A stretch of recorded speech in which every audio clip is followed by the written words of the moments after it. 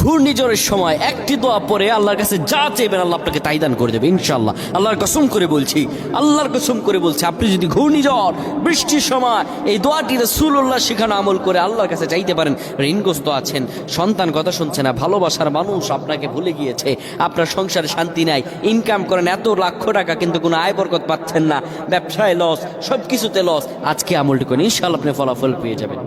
নবীজি আমার বলেন, যখন বৃষ্টি আসবে, তীব্র বৃষ্টির সময়ে তোমরা আল্লাহর ইস্তেগফার করো আর হাত ভিজাও পানিতে।